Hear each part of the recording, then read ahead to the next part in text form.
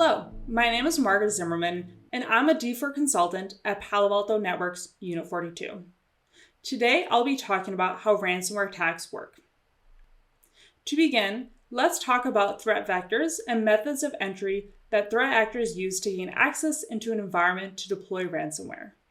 The three most common ways threat actors gain entry to a victim environment are through phishing, brute force credential attacks against remote desktop protocol, commonly referred to as RDP, and virtual private networks, or VPNs, and software vulnerabilities.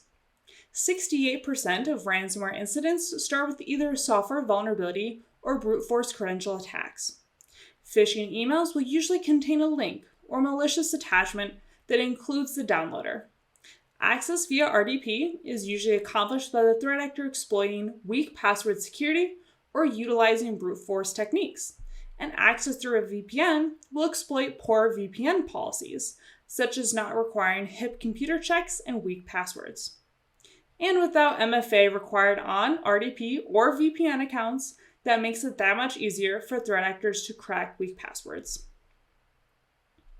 Once the threat actor has gained access into a victim environment, they begin the network discovery process by using network mapping tools such as Pingcastle, Bloodhound, and Nmap. After creating a picture of what types of devices exist in the network, the threat actor then progresses to credential harvesting. Without the discovery of more user passwords, secrets, and accounts with elevated permissions, the threat actor is restricted to the permissions they initially compromised, which might be fairly limited. By utilizing credential harvesting tools, this allows threat actors to gain access to credentials that allow them to move laterally throughout an environment. After additional credentials are gathered, the threat actor pivots to move laterally around the victim's network. The threat actor uses the stolen user credentials to access more systems in hopes of gaining access to additional resources and identifying potentially sensitive data, which can later be exfiltrated outside of the victim's network. To accomplish lateral movement, threat actors use tools such as RDP, AnyDesk, TeamViewer, AnyConnect, SMB, and many others. The more machines compromised due to lateral movement means more opportunities for the threat actor to create and identify backdoors.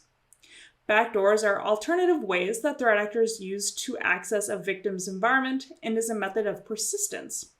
That way, if the victim uncovers the original method of entry and closes it, such as rotating the credentials used to allow VPN entry, the threat actor can still access the victim's environment through the backdoor. The final steps before deploying ransomware can often involve the exfiltration of data and the deletion of backups. Threat actors exfiltrate sensitive data before deploying the ransomware so they can use extortion techniques to force their victims to pay the ransomware demand. There are many tools that can be used to accomplish the exfiltration, but some examples we often see include rclone, FileZilla, and WinSCP.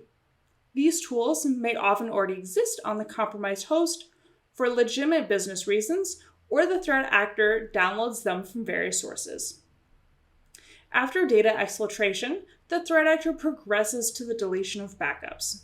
Deleting backups, snapshots, and volume shadow copies greatly hinders the recovery process of the victim organization and leads to more victims paying the ransomware demand since they have no other way to recover their systems.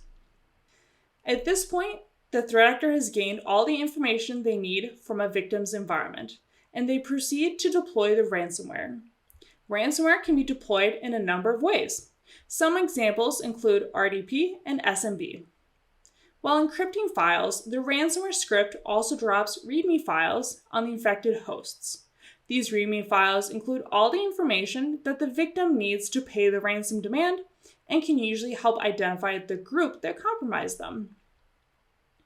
To wrap up, one key takeaway is that ransomware is ever evolving as the tools and techniques advance. For example, with the evolution of ransomware as a service, ransomware can be purchased off the shelf, and threat actors make it easy to pay the ransomware demands. And in some cases, even tell victim corporations how to fix their misconfigured resources. Threat actors rely on exploiting the human component, which is why techniques like phishing and exploiting unsecured passwords or vulnerabilities are so common, and also why end-user training coupled with strong cybersecurity practices are so important. Your organization can't afford to be unprepared. The first step in defending against today's ever-evolving ransomware attacks is assessing your ability to prevent and respond to them quickly. Here are a few ways you can engage Unit 42 services to help your organization. First, extend your team with a Unit 42 retainer and get our IR experts on speed dial, but also use those prepaid credits to be more proactive with managing cyber risk. Second, prepare for battle with our proactive services to help you take a threat-informed approach to your security strategy. And lastly, if you have an incident, call us. And remember to ask for Unit 42 by name with your cyber insurance carriers if you need incident response services. Thank you.